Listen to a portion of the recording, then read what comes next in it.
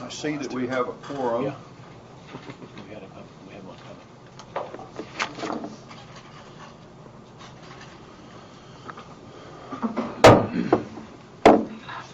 So we'll begin the meeting. I'll call on Cheryl Perry to do a roll call of the committee members. Chair Robert May. Here. Keith Brainerd. Here. Josh McGee. Here. Next is approval of the September 15, 2016 committee minutes. I'll entertain a motion to suspend the reading of the minutes. So moved. Second. Motion passes. And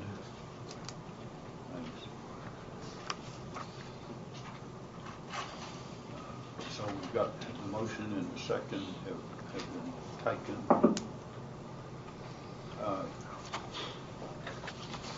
Is there any discussion from the committee on any corrections of the minutes as circulated? Hearing none, I'll need to restate the motion. I'll move approval of the minutes as submitted.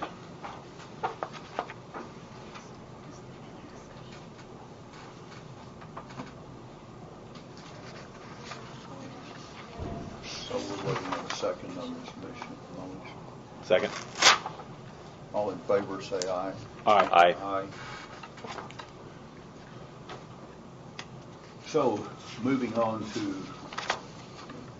more substantive issue number 4, the review and consider modifications to the PRB guidelines for actuarial soundness, including presentation of comments received on the proposed language for updating the PRB guidelines. And you ready to take off on this?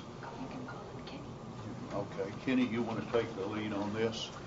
Sure. I don't have a whole lot to say, but I'll recap the process so far, and then give a quick overview of the comments that we did receive. So on August 9th, we sent a survey that consisted of 11 questions covering a variety of topics out to for public comment.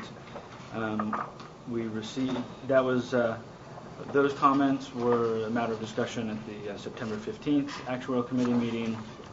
Following that meeting, the staff drafted a set of guidelines that were then discussed and presented at the November 3rd board meeting, along with some additional comments. We've made some additional edits based on the discussion at the November 3rd meeting, and then again sent that draft out to for public comment. We received, I don't have the number, I think it was 16, looks like 16 comments from various individuals over the changes that have been made to date. So I figured I'd just go in. The summary is essentially in order of the guidelines. So the guidelines are the next page. So we'll just go quickly through those. One of the commenters suggested that we change the second sentence of the first paragraph, and I've quoted the specific recommendation, but essentially they're suggesting that we change the very beginning to read, "The guidelines offer plans and their sponsors a set of best practices to consider as they determine a reasonable approach to responsible funding, as opposed to are intended to foster communications between plans and their sponsors." Someone suggested that we replace the term liability with obligations, that it would be consistent with item number 1, and that the phrase or the term liability can be confusing because it's used in a variety of ways. And then someone also suggested that they felt that the second paragraph was out of place, and that perhaps we should have a best practices for funding policy that's separate from this. If there's no discussion about any of that, Why don't you back up and why don't we take them one at a time? And, sure. And and also take comments first from the three of us, and then from the people here Okay. on things that have come up, and such as what you just said. Okay, so the first item was a recommendation to change the second sentence to read, "The guidelines offer plans and their sponsors a set of best practices to consider as they determine a reasonable approach to responsible funding," and continuing on with what it currently says, instead of "the guidelines are intended to foster communication between plans and their sponsors." So if anyone has a Any thoughts from the members of the committee? I don't have strong feelings one way or another on this one. Not a huge fan of the best practice language in this. But, other than that term, I don't have strong feelings one way or the other. Yeah, I agree with that. I try to avoid the use of best practice because it almost suggests that anybody who's not doing it that way is by definition not engaging in a best practice. And, to our discussion at the actual board meeting, we're intending just to kind of set a target for the outcome of funding policy, not trying to dictate what the actual practices are. And I think inserting best practice would lead to a belief that we were trying to say what practices are. So I agree with both of you and think that we leave that as we have it. Take the next one. There was a recommendation to replace the term liability in the second paragraph. Let's see, the primary objective. Again, it's in the first line. The primary objective of establishing an appropriate funding policy is to fund the liabilities over a reasonable period of time. The recommendation was to change that to obligations. So it would read, an appropriate funding policy is to fund the obligations over a reasonable period of time. And that is we used the phrase plan obligations and assets in the first item number 1. I've been doing this long enough that I know who the guy who has that view, and he and I've been debating that for 15 years at least, and largely mine is a pragmatic reason to call it a liability. That being that's what everybody calls it almost. I mean, and so my suggestion to him had been, let's start at the top. The actual profession, if you want to change something fundamental like that. But I'm concerned that very few people use the term obligation. I think the term liability is widely used. Bob, in the first sentence of the guidelines, we do use the word obligations, and I think the author makes a good point that we're using them interchangeably, and I think there's something to be said for being consistent. And can you elaborate on why you object to the use of obligations instead of liabilities? It's largely just a sense that that's what is commonly used, and that gives me comfort. We see from the audience here on this point just what their view is and the way they present reports. Do they use the word liability, which I'm suggesting they do, or do they use the word obligation? I don't think it's used as much, but input from the audience on this? Neutral? Well, I think liability has more of a more definitive and perhaps legally enforceable connotation, and an obligation is a liability, but a liability is not an obligation, to my way of thinking. And it seems to me to be easier to rely on the use of the term obligations than liabilities. Well, you had, I think, put this together for us, if I recall. Well, with help. with the help of staff. Yeah. I'm basically neutral on this point. I think that if we looked up the word liability and the word obligation in the dictionary, that the definitions, if we mixed them up and had you choose blind on which one meant which, I'm guessing that it would be kind of a toss-up. I'm pretty indifferent on liability and obligation. Comments from the audience? Sorry, this is Joe Newton. I'm mostly with all you guys on this, but I'm really, it's very different. To me, when we're talking about their long-term obligations, that would include people that haven't been hired. It's the more the larger financial arrangement over the long term. And then we're talking about a funding policy, which a lot of times is talking about funding the liabilities we have now. So I can see where liability is more of a known current people situation, and obligations are a little bit broader than that. Yep. That's cutting hairs a little bit. So it's just argument. I don't think they have to be the same word. Like I think the way it's written might be closest, but I think it's all pretty interchangeable in how it is. But that's just how it's. So it doesn't bother you even to switch between the two? I wouldn't want them switched. Like I wouldn't want the liability at the top and obligations at the bottom. I think you could use liabilities both, obligations both, or the way it is. I think any of those three doesn't change the spirit of what you're talking about. Bob, there's a lady back there that wishes to speak. Eloise Romeo, Houston Fire. I think we're all in the financial community and we understand the difference between the two and what we're talking about, but I just think it's fairly simple from a layman's perspective. We want the rest of the world to interpret what the rules that we're putting together. I think that obligation is more widely understood. I think that you can encompass the whole world with obligation because I think that's a term that is easier to understand from a layman's perspective. But within our community, liability doesn't matter to me either way because I understand both. But I think from a widespread understanding, obligation is important. Yes. Right. Did you have something? No. Oh, I'm sorry.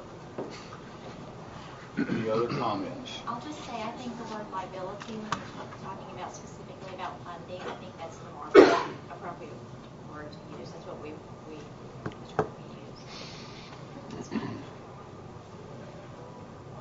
I agree with you.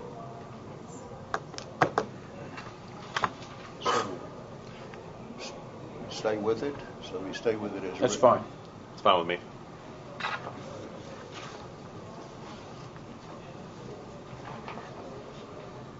All right, so the next comment was basically the second paragraph seems out of place, and I think they were suggesting that we strike it all together. Mr. Chairman, I don't support striking it all together. I do think, though, it's a point well taken that we ought to mention a funding policy instead of just referring to it. And I'd like to suggest this language in lieu of what's there or in addition to what's there, and that is public retirement systems should develop a funding policy, the primary objective of which is to fund the obligations or liabilities over a time frame that ensures benefit security while balancing the additional and sometimes competing goals of intergenerational equity and stable contribution rate.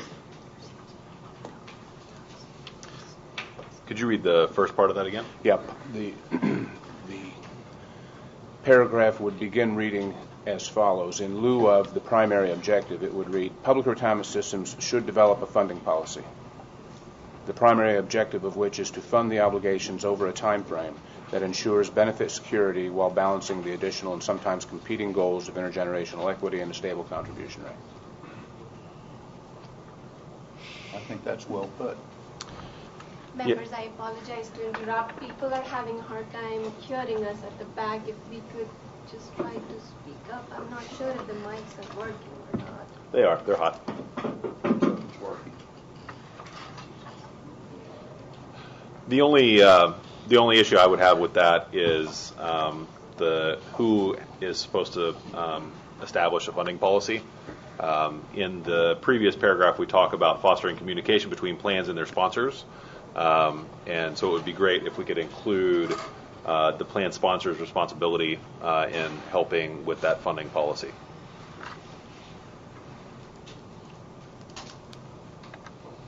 My impression is that the boards of the systems have the responsibility and that it would be asking for a change in direction if we brought the employer directly into that discussion, I believe. More input on it. Let's hear from others. Yeah, I mean, I think if Is that me? Hello. no.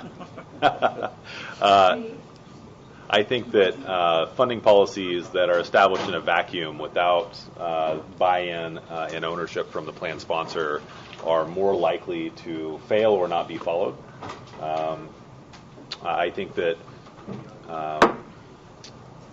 perhaps you're right that common practice is for funding policy to be developed by the plan in a vacuum, but I would question whether that's the best way to do it, and I'm guessing that most of the best functioning plans develop in somewhat in coordination with their sponsor. I'm sorry, I disagree. What would we do in the instance of, say, a teacher retirement system of Texas or a Texas municipal retirement system? They have hundreds of sponsoring employers. How is the employer going to participate in that? Those employers are looking to the retirement system as the experts to come up with the funding policy. And really, the funding policy belongs to the system, not to the sponsor. The sponsor's obligation is to honor the funding policy, but not to develop one. I think, too, on the Texas County and District or Texas Municipal, I agree with what you just said about just the practicality or lack of practicality of trying to pull input in from all over the state. Instead, the way those systems work, and I think they work well, is there are like city managers that are on the board, and then the board that makes the decision.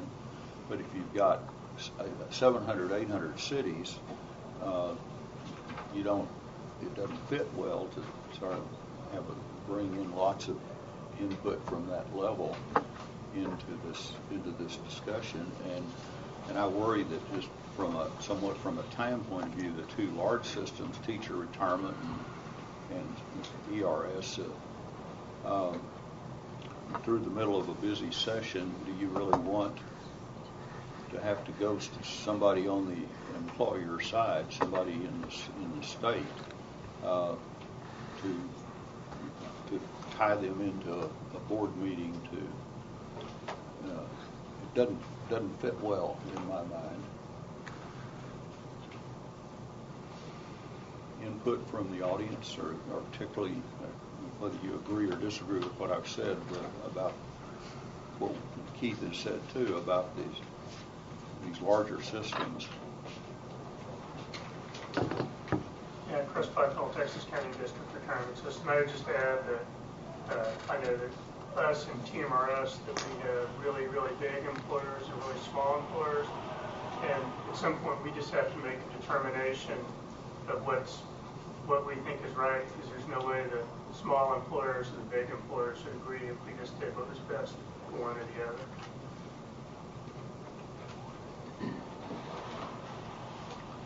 Other comments?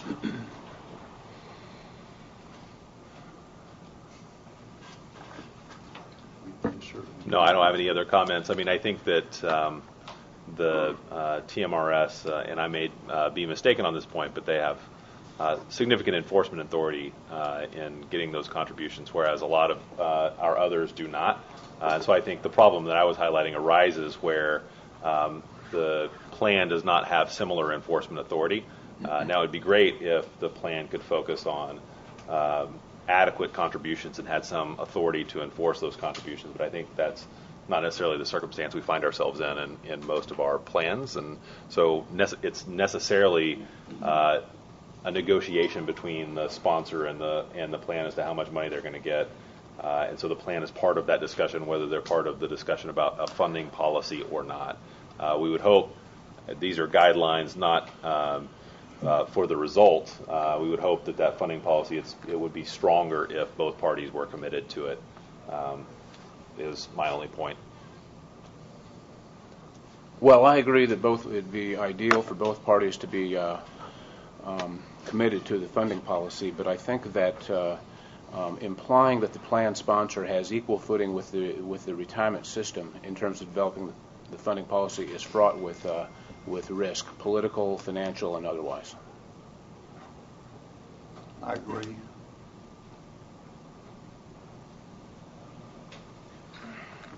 Yeah, I don't feel strongly about this. I like Keith's language. What? Keith's language. The original language that Keith proposed. Sorry, Joe, you said. I'm sorry, Joe Newton, Gabriel. I thought Keith's language that he proposed orally a while ago was good. And in the top section, you already have addressed that it is the sponsor and the board and the members, everybody getting together and talk about how we're going to fund this plan. So you've already kind of set that tone a little bit. So I think his language is right. You get to their points that the ultimate responsibility is to be in the system. Fiduciaries and trust funds. Keith, why don't you say it one more time? All right, this sentence would replace the first sentence of the second paragraph. Public retirement systems should develop a funding policy, the primary objective of which is to fund the obligations over a time frame that ensures benefit security while balancing the additional and sometimes competing goals of intergenerational equity and a stable contribution rate. I think that I support that, leaving it that way. I think that's as well written and gives a good balance. Yeah, I support Keith's modification to the first sentence here.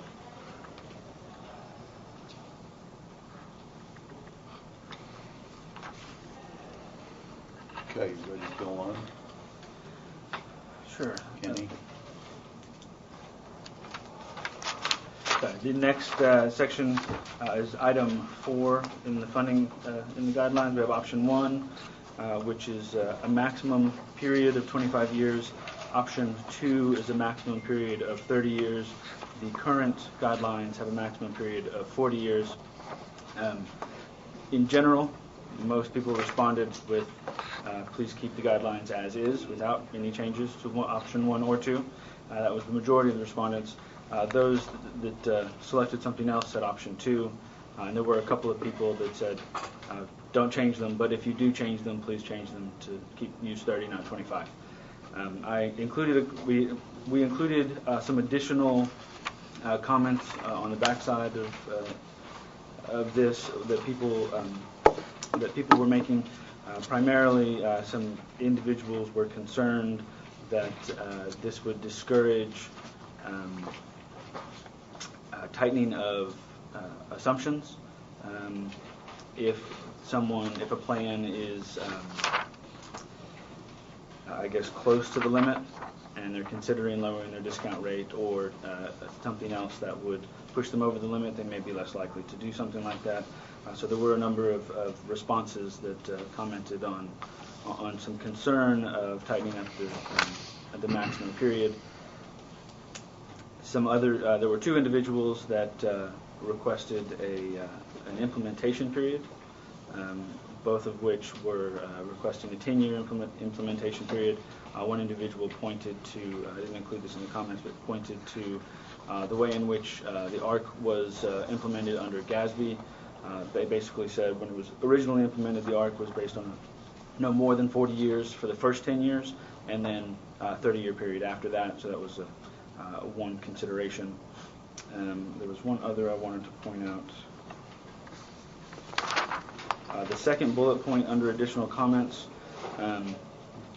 indicating that we should clearly define the meaning of amortization period. I believe the commenter is here if they'd like to provide more discussion of that. But let's go back to that. Let's back up and talk about the first issue and then come back to that. Okay. I would have been one of the people who has felt like that 40 years was too long as a maximum to put in a guideline. I felt that for several years. As I sit on national committees, I don't know anyone, and I look for input from the audience, who in states where they use 40 years. And, I'm concerned that we do need to tighten that up. Most of these same sources would say that 30 is probably too long too. But I'm very comfortable with 30 as being a step, and it can be looked at again in the future. So I think it should be 30. Now, the issue of giving people time to get used to a 30. In other words, don't do it tomorrow. Then we need to talk about what is a reasonable amount of time to make it become effective. The 30 maximum is the year maximum instead of the 40-year maximum. But I think it ought to be 30 years. But I do think it ought to be 30 years as a maximum, and not 25. That is our second alternative there. And just to finish my line of thinking, I would see on the other end having 30 as a maximum, but having instead of a 25 down to 15 range, I would suggest a 25 down to 10 range. That is, if somebody wants to move and has the money to move in the direction of getting funded better, then I think 10 years captures that feeling somewhat. It moves in the direction. I wouldn't be in favor of going all the way to zero. That is, they're trying to get overfunded, as if anybody has that problem these days. But I'd see lowering the 15 to 10 and we have had a few that could get down to 10 years in the amortization period. So those are a few of my thoughts. So, Mr. Chairman, you're suggesting option 2, but replacing the 15 with a 10? Yes. My concern about the 10 is, as articulated in the CCA white paper, that you get below 15 and you're going to generate too much volatility in the contribution rate. I think that I feel better sticking with the 15 to 25, and not to exceed 30. Well, again, I don't have too strong a feeling about the 10 versus 15, but the CCA white paper talks specifically about funding policy, about the actual parameter that you would use to set your contribution rate for the amortization period there. We're talking about the result of whatever the funding policy is. So whatever you do, it probably would be good to pay it off quicker rather than longer. So I don't have strong feelings about the 10, but I think the way that you used the CCA paper there was not quite right relative to our goal with these guidelines. So you have a comment? When this gets to the point we're fixing to talk about, which is the clarification of what these things mean, because Josh is correct in this case, and you're using it misunderstood. Okay, same thing happened to me the first time when I started hearing that these things were going to change because of misunderstanding of exactly what this means. I've heard it very commonly. As your period gets less, it gets more volatile. That is true. Again, in the context of the CCA, in the context of the TMRS funding policy, where you're going to every year you get a new loss, you're going to put that over a new period. The less that is, absolutely, you're going to get more volatile. So if that's 10, that's a lot more volatile than if it's 20. On the other end of the spectrum, though, if you have a fixed rate plan where your contribution rate doesn't change every year, and so we're solving for an amortization period or a funding period, is what usually we use the term in our performance in that case. You get less volatile as your funding period gets less. So the same loss that would move you from 2 to 4 might move you from 30 to 80. If your revenue is fixed, does that make sense? And that's why our comment actually is, let's make sure everyone understands what amortize the unfunded liability means, that you are talking about outputs and not inputs here, because 10 as an output, which means if you look at all your current bases, if you have a ladder approach, you look at your current bases and your average is 10, is what that means. It doesn't mean next time something bad happens, we're going to put it over 10. And it's a clarification issue, and I think it actually helps to prove our point, which is that we need to add a little clarification language here to help everyone how to deal with non-fixed rate plans, even though like 80% or so are fixed rate plans, and so the two terms are interchangeable. In the latter approaches, and we're beginning to have more of them, see the Houston plans, okay? In that approach, in that context, amortization period and what we call funding period are not the same thing always. So, Do you have a suggestion for how we would add that clarifying language? I had some great language about 2 hours ago. Do I remember what that was, Keith? It's like that something about, and I think you could add it into this paragraph. We were originally thinking maybe you needed to add a definition somewhere, but I think we can add it to the paragraph something like,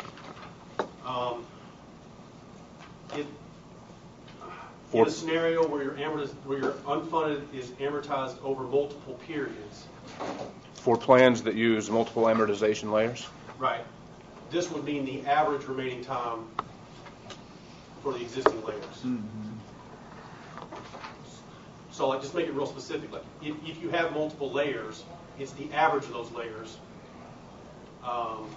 is what you're talking about, not necessarily what you're going to do next layer. The average period to amortize the existing layers. Right. Would we have to use the word layers? Could we just say the existing unfunded liability? Well, okay, here's the issue with that. Let's take an extreme example.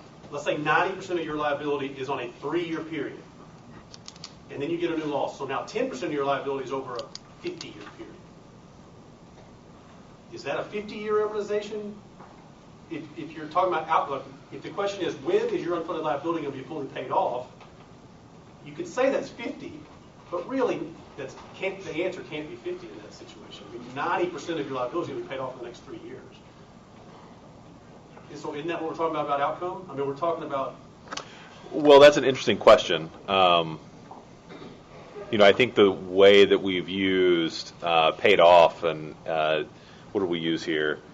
Sufficient to cover normal costs and amortize the unfunded actuarial accrued liability would be, the way it's worded now, would be 50, right? It would be the longest period over which... I think it could be interpreted that way, yeah. And that's why we would be very careful in that situation, because that's why we would rather, if you're talking about outcome, we would rather see basically what's called the single equivalent funding period in accounting terms as what you're looking at.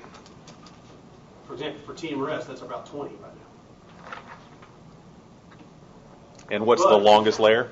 25. But right now for TMRS cities, that's about 3% of the total unfunded is over 25. 95% of the total is at 20. So...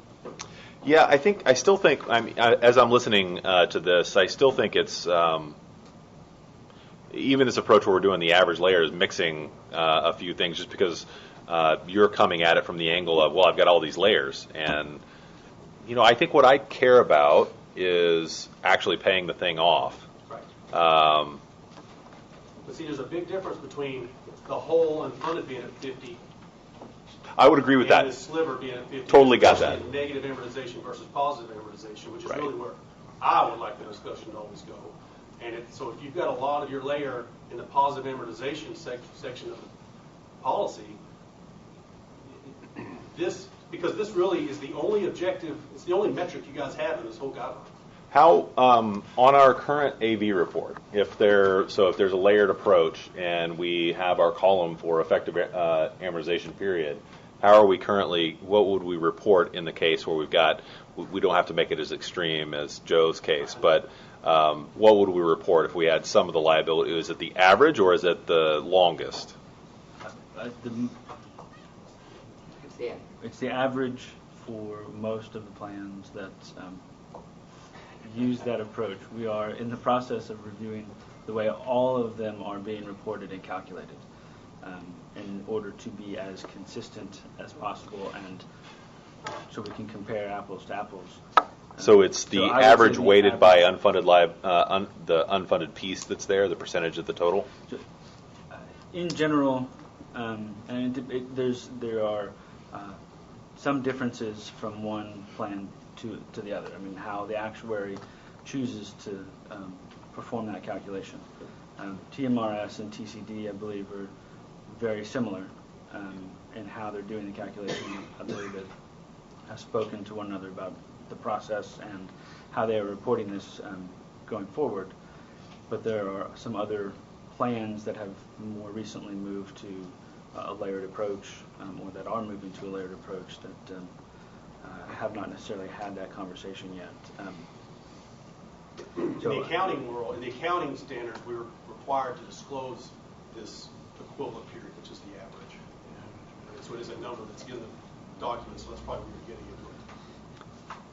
So is the calculation they're performing similar to what would be done for a fixed rate plan, where you are solving for the amortization period based on the Basically, you're unfunded backing period? into it, so you're saying, what contribution are we going to get next year? Okay, if we were turning that into a fixed rate plan, what period would we say that is? Okay. So essentially, the average duration of a dollar of unfunded liability in your plan. Gotcha. Yeah, and the assumption is not that when the first base drops off that the contribution will decrease accordingly. Yeah. It's that the current contribution rate will continue. So, Right. Okay. So that still begs the question of how to actually change this thing.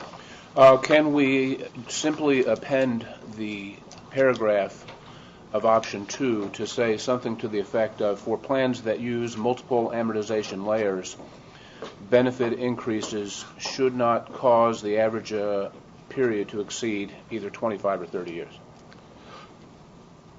I'm sorry, would that be a totally new sentence? Yeah, a new sentence stuck onto the end of paragraph 4.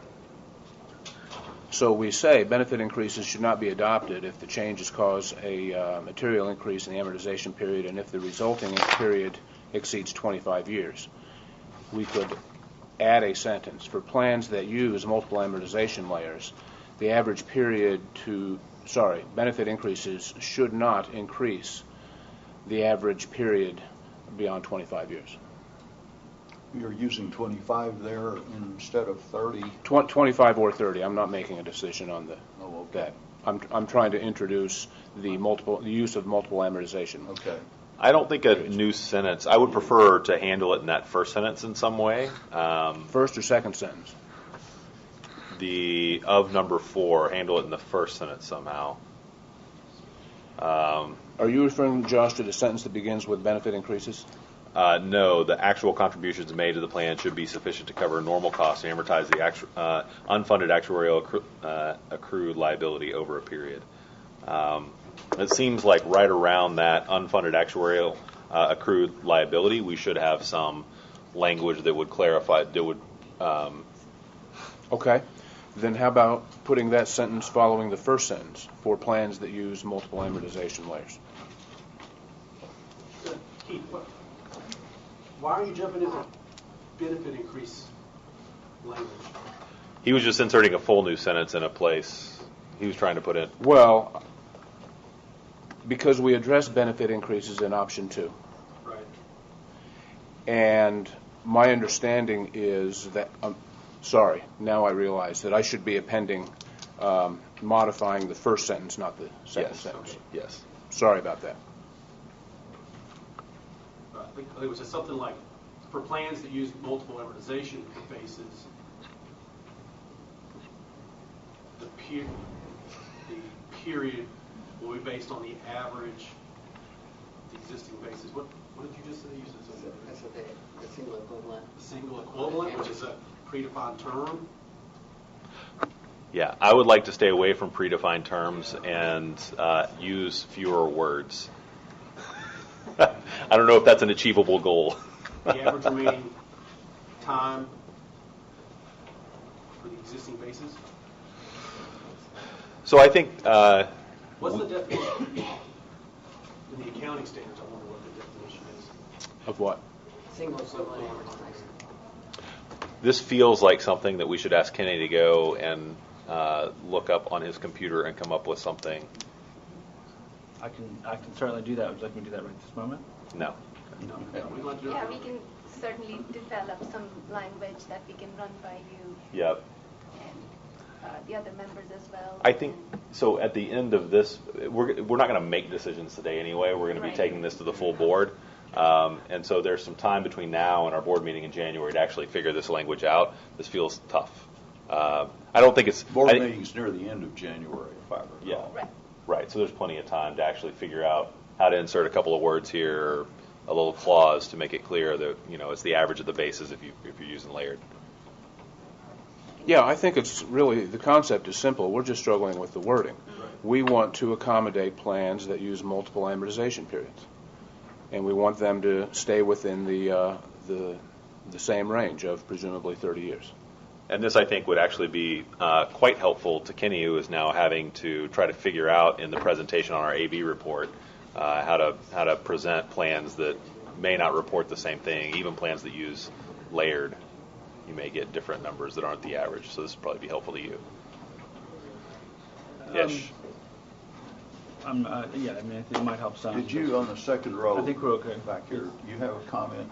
Not on this one, it was Tyler Grossman from El Paso Fire Police. It was on the 40 going to 30. I understand the reasoning for going to 30, and we will have an issue with 15 and 25.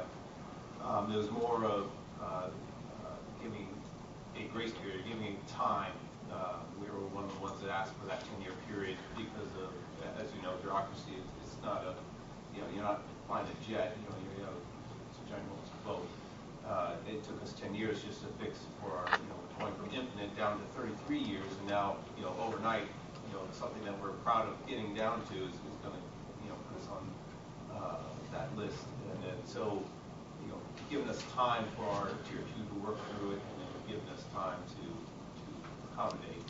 Obviously, I understand it's guidelines, but, regardless, I don't want to be on legislators' guideline, that list, So we were the ones asking for that grace period, just like asking 25 did. And do you have, realize this is hard to just say, here's the right answer. There isn't a right answer to what we end up deciding.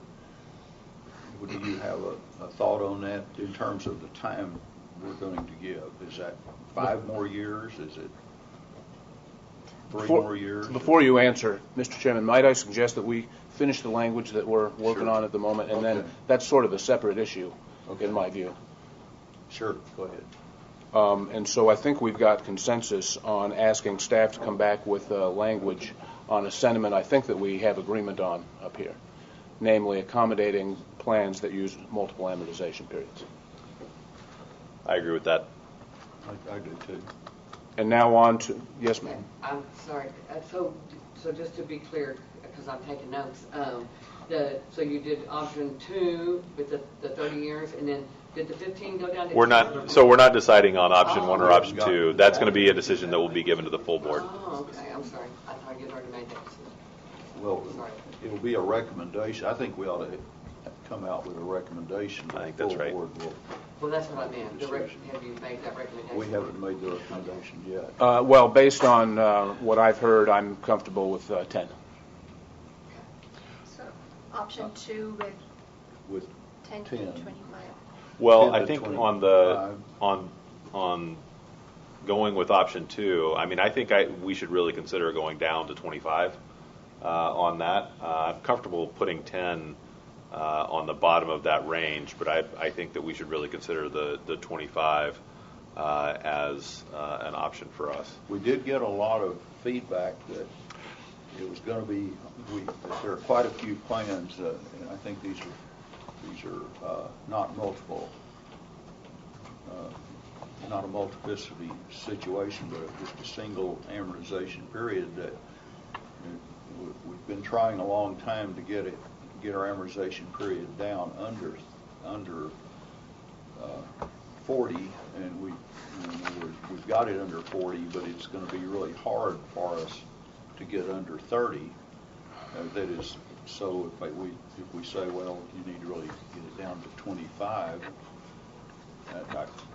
I think there are a lot of people that would react negatively to that.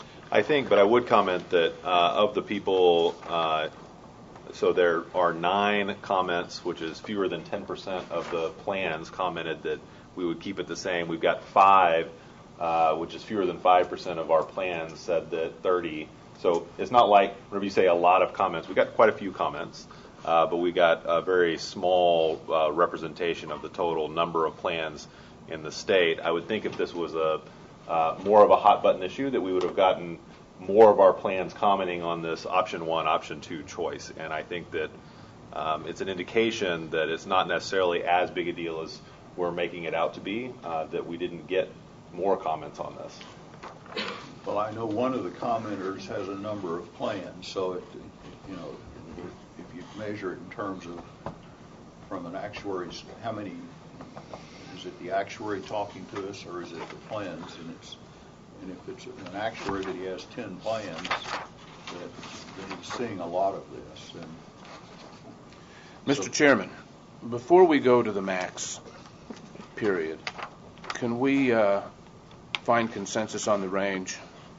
Did we discuss and agree on 10 to 25 years as being a preferable range?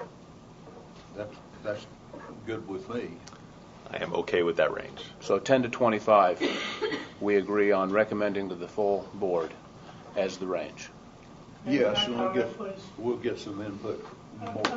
Chris Busnell, I'm not really, especially based on some things that Joe said, I'm not really getting why there is a point in having a lower range. To me, if for some reason an actuary wanted to set a 10-year funding period, and maybe let's say it's even a 5-year funding period, yes, it would be very volatile, but you would also have higher funding. And you know what? If you have that experience, you can go to 25 or 30 years. And to me, I'm not necessarily sure why the PRB would want to get in the business of kind of limiting the amortization period or discouraging extra funding as part of the funding policy. So skip the range. Skip the range. Skip the range, Chris. I would just have a minimum, yeah, and you can, if people want to, and also, the maximum, yeah. So Minimum required funding, basically, the maximum period. I think we're still in an area where, so the way that you talked about it there was actually using 10 to set the amortization period. So it's the parameter that is the input to the funding policy. I think here we're saying the outcome of your funding policy should be lower than 25 or 30 years, and then you should push it lower if you can get there. That's great if you can have a faster funding period. Not the input, but the output. I think I have some hesitation around this range as well. I have some desire to put a box around how many things we're going to try to change as we go, as we've had these multiple conversations at this point. So I've gotten comfortable with having a range, given it's the output, and I'm comfortable with the range. Well, we might as well ask the other actuary in the room. What do you think about that? And there's several more actuaries in the Believe it or room. not, you got 2 clients in here. Hear from the various actuaries. Oh, no, not someone behind you. I see the range from 2 different perspectives, and I've tried to, because I was originally, in our write-up, we actually say, why do we have a bottom end of the range? Our target should be 0. And I believe that. And my concern with not having a range is that if you say, we want your funding period, amortization period, whatever we call it, less than 25, and that's all you say, everyone's going to bunch up. That means 22 is good. Right? I mean, that gives you, people will congregate around or pretty close to the top end of the range. And I feel like if there's a bottom end of the range, it almost gives like a feeling of, we need to be in this area, and we kind of, in the middle of the range would be better than the top. Does that make sense? That there's kind of a perception issue that if you just say less than 25, then rolling 25 or something like that all of a sudden now is in the range, but that's not really what your goal is. So, Joe, would I be correct to say that that you would be concerned if somebody hit 22 and had 22 each and every year, and just kept hitting 22, Or because not. there wouldn't be Yeah. positive amortization in that scenario. Yeah, I think you need to get positive amortization, but I think that my more concern is that you get to 22, then you make changes, especially to the contribution rate to go to 25. You go to 22, then you make contribution rate changes to go back to 25, and the whole time you're in the range, but I don't think that's the spirit of what the range is supposed to be. Now, if you're in TCRS or TMRS's case where we have a lot of, I don't want to use the word control, but basically a lot of control over how this works, then I would be completely in Chris's camp. But why don't we have a minimum? Let's get to 0. But just seeing how it would be used in a different context, I'm afraid if you don't have a bottom of the range, you're almost telling people stay at 25. I can affirm what you're saying because we have experience with this. When GASB approved statements 25 and 27, they established 30 years, and they intended that to be a maximum. Right. But everybody glommed onto the 30 years, which was not their intention. So And what you're saying is, if I hear you correctly, is that by creating a range, that it might create some implicit incentive for people to go lower than the max. Yeah. Yeah, I'm in agreement with having a range. You could just make the bottom of the range 0. Yeah, Why stop at 10? yeah, as low as possible. I am sympathetic to that view. I would stop at 10. I mean, at the end of the day, we want plans to be fully funded. We want the outcome of their funding policy to have fully funded liabilities, and that's 0. I think there's a risk of getting to 0, and then moving into a surplus position, and having what California had in the late 1990s, where they started taking contribution holidays, the employers. I don't think that getting into a surplus position, which is easy to do if you're at 0 and then you have a good year. So I think 10. That's why I would cut it. I want to go in that direction, but I don't want to go all the way to 0. I think that's fair, but I fundamentally disagree with the surplus position. The way to stop people from taking holidays or increasing the liability without a plan to pay for it would be to keep people from getting in a surplus position. It would protect workers if we were at 100 or 100 plus. So I just disagree fundamentally with that. Well, you don't see a downside risk of the employer taking contribution holidays? I do see a risk of doing that, but I don't think the way to fix that is to keep the plan from getting to 100% funded. Well, it raises the issue, and let me just apologize to the audience. I know this is very arcane, perhaps for some of you, but I think this is inevitable. It's arcane for some of us up here. It's kind of fun. I think that raises the point that we may wish to include in this policy that the contribution rate should never go below the normal cost, even in cases of an actuarial surplus. I think that's so actual contributions made to the plan should be sufficient to cover the normal cost and amortize. I think we've already got that idea in here. Yeah, but if you've got an actuarial surplus, then the actuarial surplus is negative, or positive, resulting in a negative amortization, then it can be subtracted from the normal cost, and you end up with a subnormal cost contribution rate. It's a fair point. Yep. And indeed, it happened in a number of cases back in the day. That day wasn't too long ago, actually.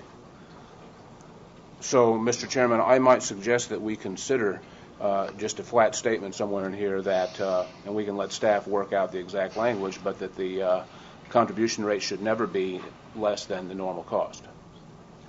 Yes.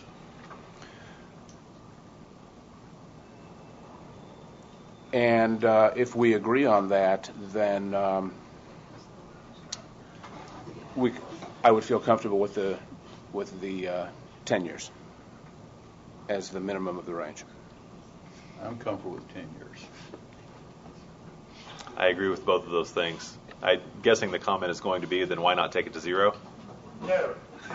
We have a plan that is 298% funded, and they contribute 7% every year, even though their contribution rate is 0. if they wanted to take the contribution holiday because they had other budgetary constraints, that doesn't mean that their pension plan is in danger. And yes, it could potentially be abused later down the road. There's a risk that a contribution holiday can be abused. They can get used to not making any contribution. But I'm not sure. To me, that seems kind of beyond the scope to try to protect people from being so well funded that they can take a contribution holiday. That, again, that the important point, if you really want to encourage people to fund, say fund all the way to 100% if that's the goal, and don't worry about the adverse consequences of being 100% funded. Again, it's just my opinion, but We have the same situation at TMRS, and we have plans that are well over, 150 to 100% funded that get negative get contribution credits against their normal costs. They use that overfunded status, and that's in our statute, and it's allowable. And that takes them down to a zero contribution. It takes them down to a zero contribution rate, but they're 250% funded, and they're well aware of that. That if they want to stay 250% funded, they can contribute the normal cost. So you wouldn't like them. what Keith is saying of putting in a minimum of normal cost. That's correct. Well, I would remind all of us that we're not legislating here, and that we're talking about isolated examples, and that as a rule, I think that it's good practice to consider paying the normal cost at least. I agree, and let TMRS decide they don't follow our guideline on that point. Another way of handling this would be to leave our current language, but say the funding target should be at least 100%.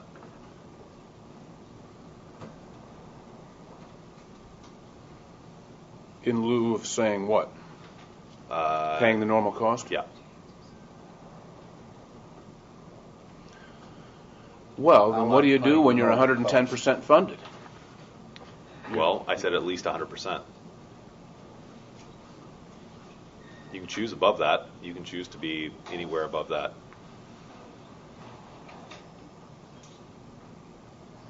I'm handling the downside with that that Mr. May, the Chairman May, highlighted, which is if your target has to be at least 100%, you can't take action once you are over 100% to drop back down below that threshold. But you can, if you choose to overfund at 120, more power to you, or 250 apparently, more power to you. My concern is that might be a subtle hint that's not necessarily picked up on by plans or plan sponsors. That contributing as a minimum normal cost is a more straightforward. Yeah, it's a more clear, straightforward directive. In the back. Well, related kind of back to talking about arcane, when you look at the goal of the Pension Review Board offering guidelines for funding,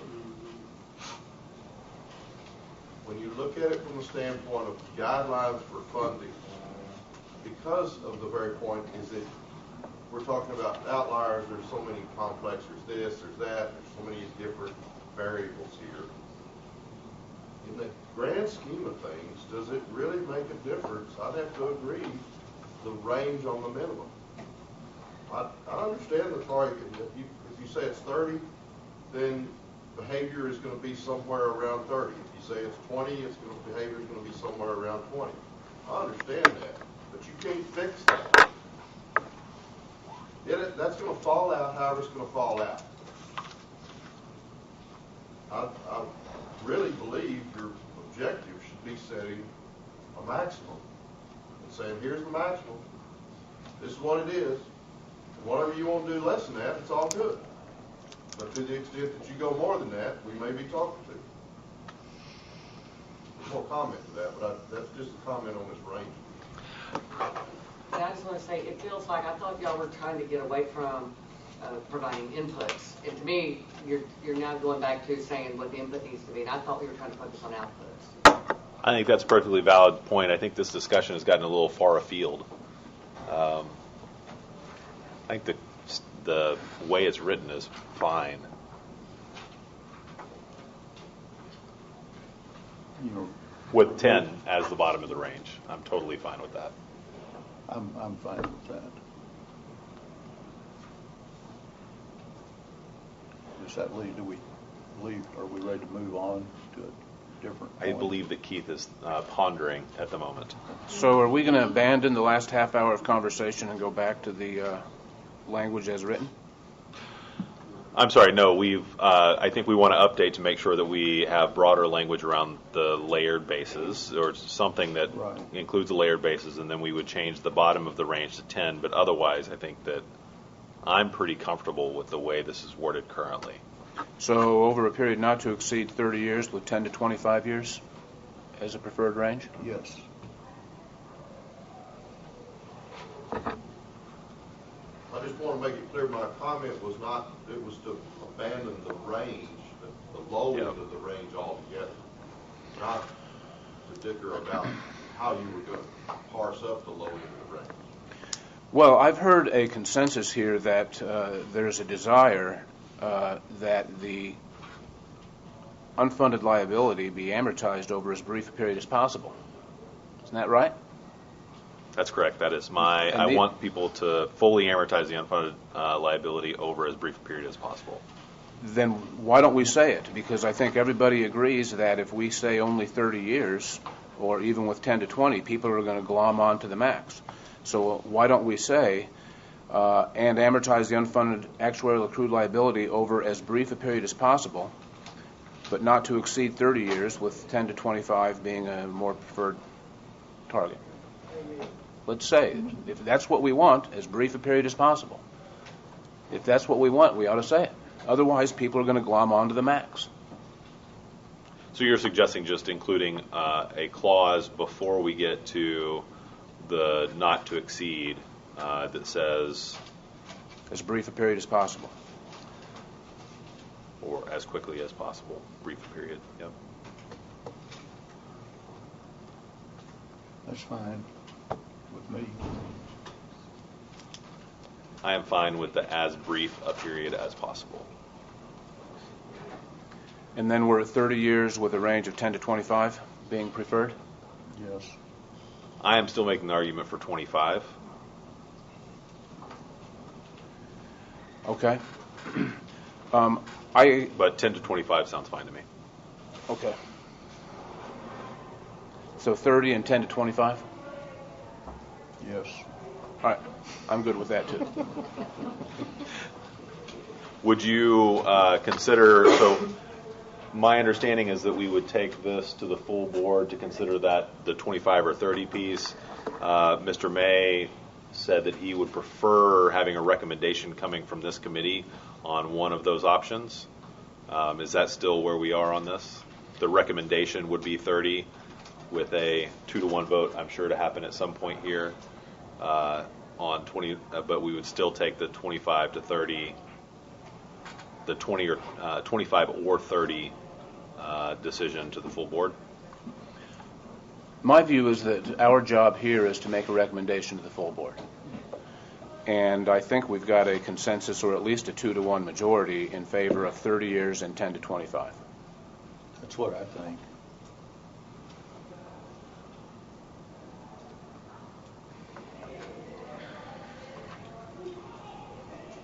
At the board meeting, Josh, you can certainly let the board know.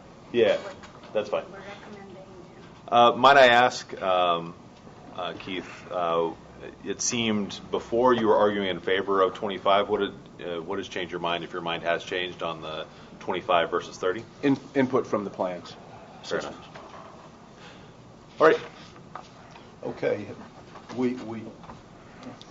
are we still on this, but is this the time to go back to the concern about how many years do we give before this goes into effect, so that people that have been struggling to get down into the mid-30s or low 30s with an amortization period, if we just suddenly said your new standard is 30, we have received input that you really need to give people some time to adjust to your new lower standard. if so, how much time, what, is it the evaluation that's 5 years out from now, or from the end of this year, that this would come into effect? Or did I get 5 years? It's a round number. I mean, I don't have a mathematically that, I don't think we can say it's 2 years or 6. It's what's a reasonable period of time to allow a board through its actuary to adjust to needing to get the amortization period down. Yeah, Mr. Chairman, I'm sympathetic to the argument that overnight we could be eclipsing a whole bunch of plans and putting them into outside of the funding guidelines. And I agree with you. The question seems to be how long we ought to give, what kind of a grace period, if we could call it that, we give plans to comply. Right. And I put five years from the end of this year, from December 31 of this year. 5 years out. I mean, what does comply mean in this instance? I mean, this is not something that they have to comply with. This is us setting funding guidelines and targets. I'm sympathetic to the argument as well. I think talking a number of years is way too long. I think that I am very sympathetic to the short term. We've got sessions starting in January, and we don't want to cause problems as we go into session, so very sympathetic to that. But I do not think that we should push it out much further than the end of session, simply because this is not, we shouldn't treat this as if it's some binding thing that is going to have significant impact. We should treat it as what it is. Well, I think a number of our plans, even though they know it's not binding, I think they treat it as something they try to meet. They want to meet our guidelines. And I guess I would argue that we want them to try to meet our guidelines as quickly as possible. I mean, yeah, I don't know that give them a little more time, but we are. Well, I mean, they have all the time in the world. The only implication here is, on an AV report, we might have a color coding saying that they're beyond the guidelines, and we haven't actually decided what that would look like after we update the guidelines. It's we still, in state law, there's state law that it says that 40 is out of bounds, and that there are steps that you have to take when you get that far. And so I'm guessing that we're going to have some sort of indication for 40 for the FSRP. We're going to have some indication between whatever we decide. It sounds like we might go towards 30, between 30 and 40, and then we might have kind of our target range. So I don't agree it's as big a deal where we have to push it out 5 years just because there's no kind of legally binding action that has to be taken, and we're not really going to be putting significant pressure per se on these plans. We are going to be saying to plans that no longer is 40 the target. We need you to try to comply with to bring your funding period down to be under this 30, and I think we would want them to do that quickly. And quickly would be for you in the middle of next year or end of next year, or how quick is? I think you agreed not during the session. I think that we need to say here's what our new target is soon after session, and how long it takes plans to get in compliance, or whatever word you want to use, with that guideline, then that's how long it takes them. But you might pick a date as like mid 6/30 of next year. That's correct. Starting date. And I'm just reaching out to further. You're suggesting the 6/30 date you're referring to, is that the date that these guidelines take effect? Is that what you're saying? Yes. Okay. I appreciate hearing that there are retirement plans out there who are sufficiently sensitive to these guidelines that they want to be in compliance with them. And I respect that. And I think that we ought to try to accommodate them. I don't know that we need to go to 10 years, a one-for-one period, but we might want to add language to the effect that that it would be nice for plans to be in compliance with these guidelines as soon as practicable, and include an effective date in here and say, these were passed as of then, and it would be nice if plans could comply with these as soon as it is practicable. But not have a specific Right. number of years. Right. Let's go to the audience out here in the back.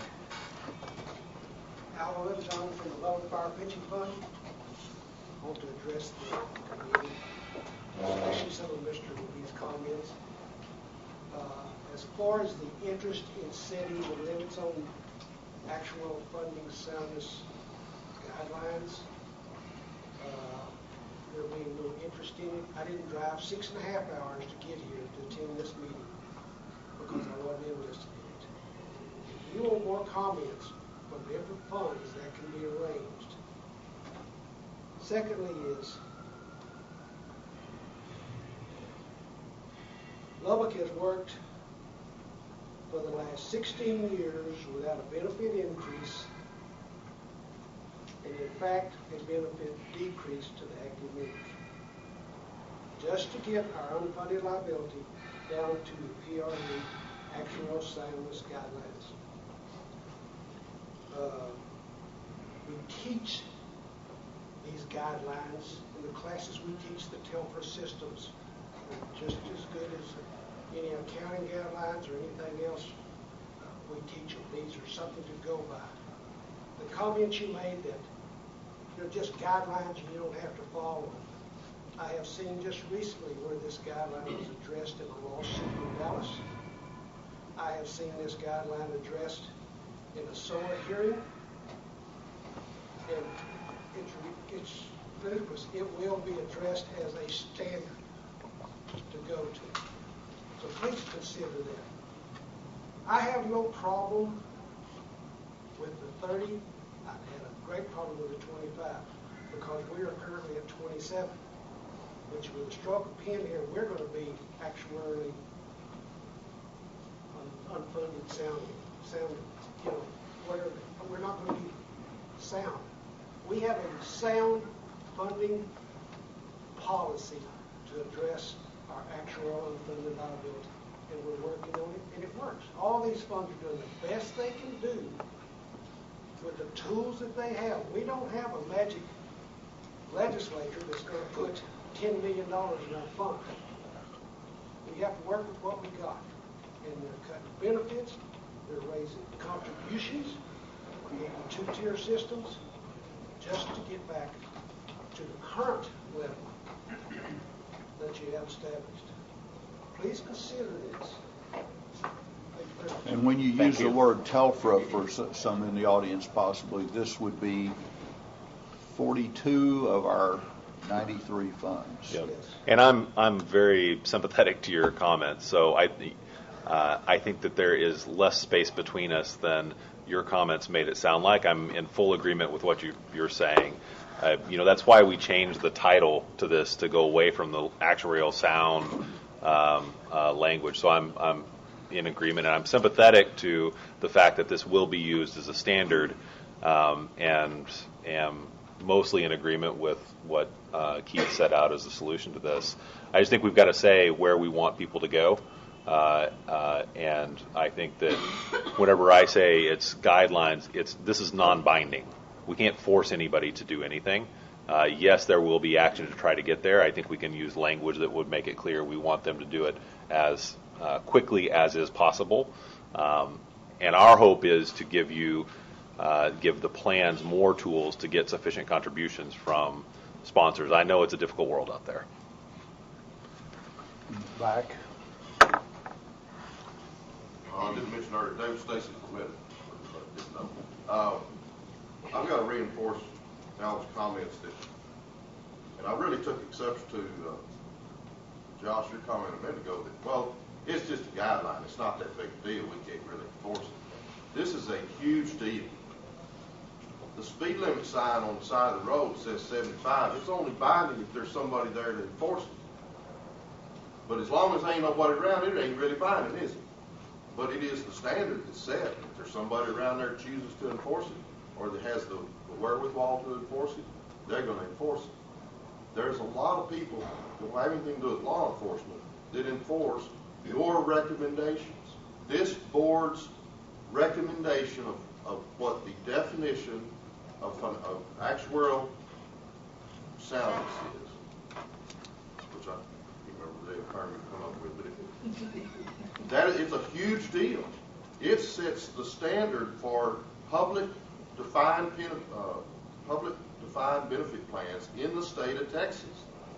And it not only carries out inside of Texas, it carries outside of Texas. This is a huge deal. And that's why I've been here speaking passionately, consistently, driving 4.5 to 5.5 hours at all hours of the day and night. To think that there's people out there that don't care. I'm here not only representing my fund, and a lot of the other funds that would be here aren't here because they know I'm here. Now, I'm not here representing them in some official capacity, but if there was a need, we'd have this.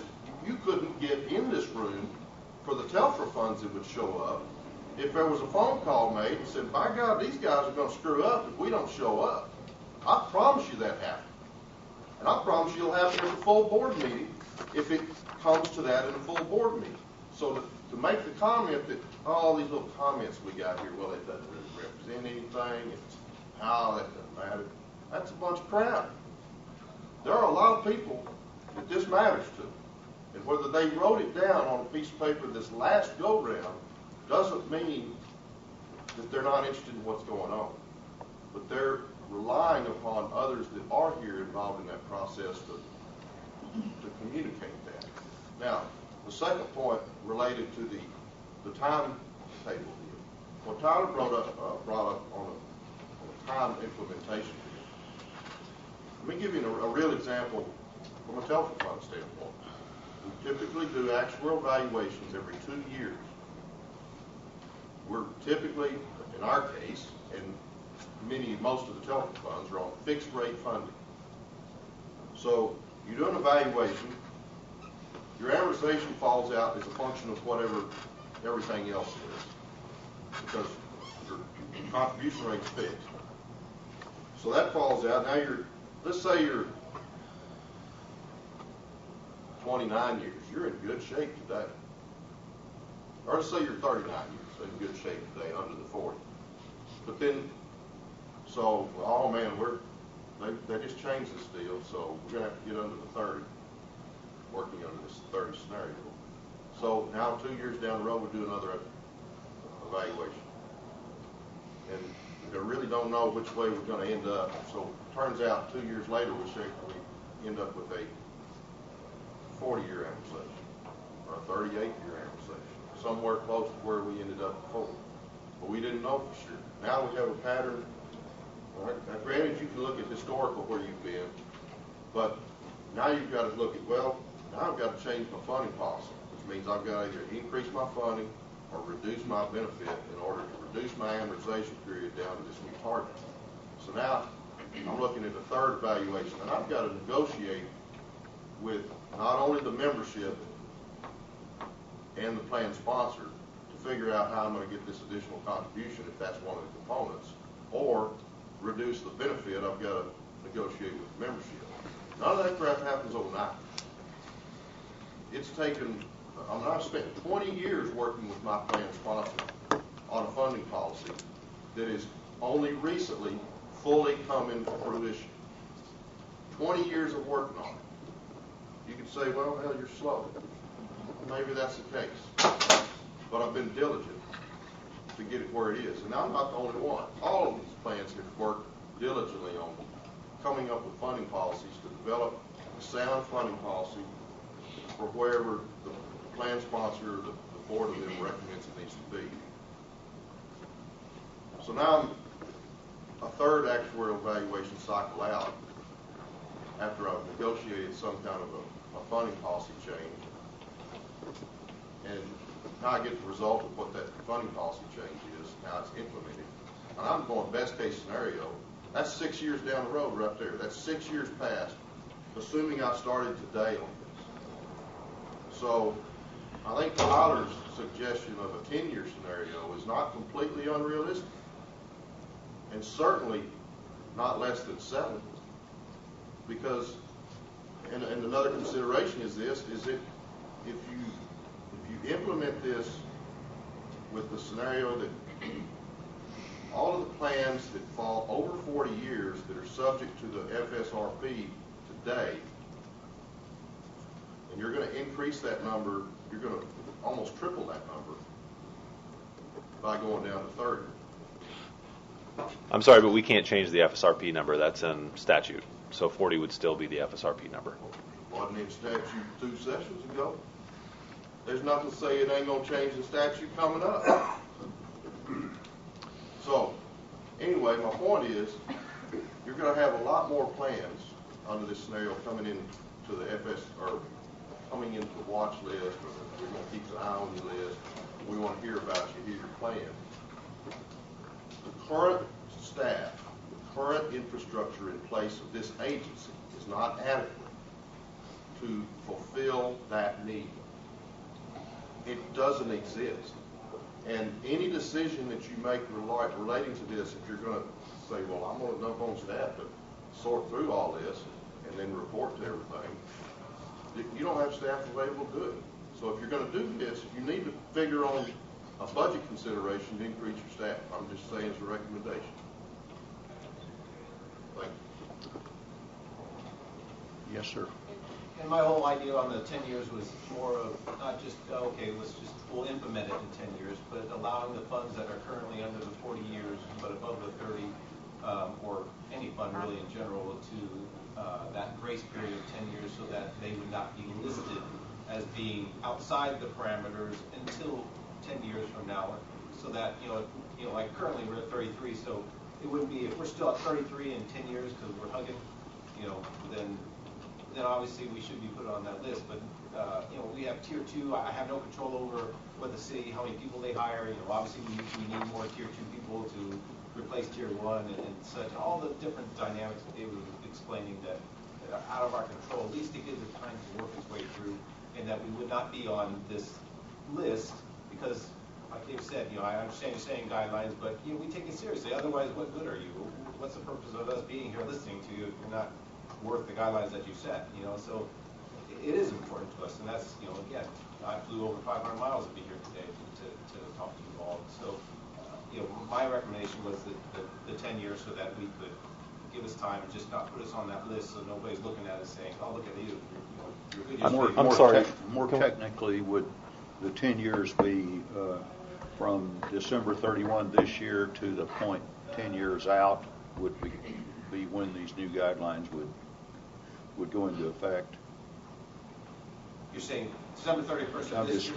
just arbitrarily picking a date of, a lot of our valuations are December 31 valuations. I think that would be appropriate.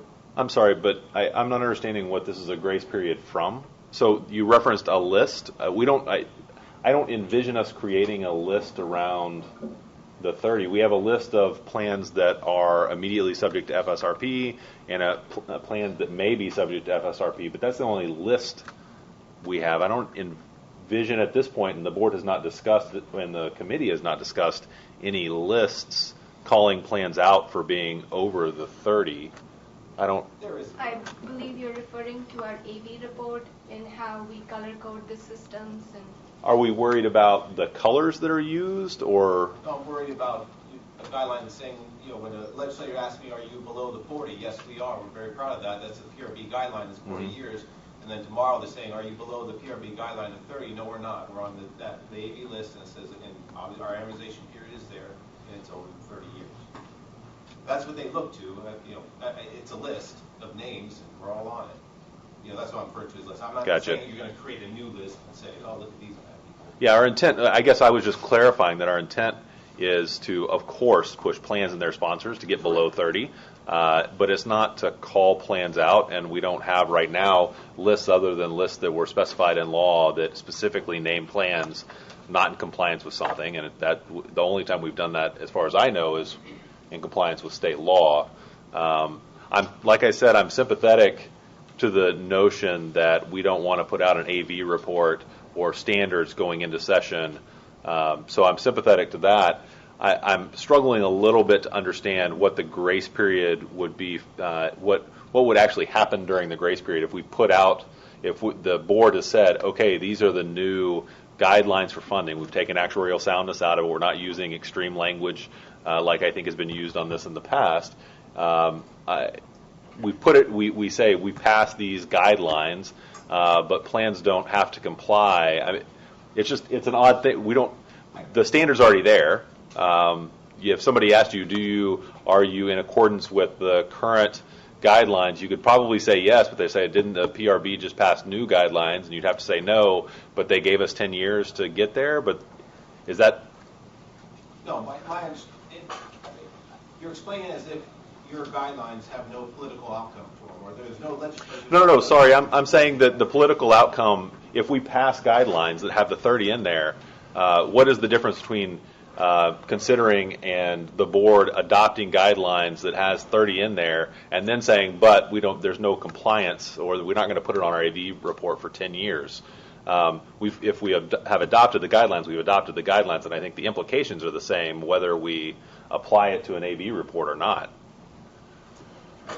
I'd have to just disagree. I mean, I'm going to have somebody ask me, they're not going to go through this dynamic that you understand, that I understand. They're just going to ask, are you over 30 years or not? That's going to be the simple question, and I'm going to have to say, no, I'm over the 30 years because yesterday I wasn't, but today I am because the PRB changed it. They're not going to understand that or really care.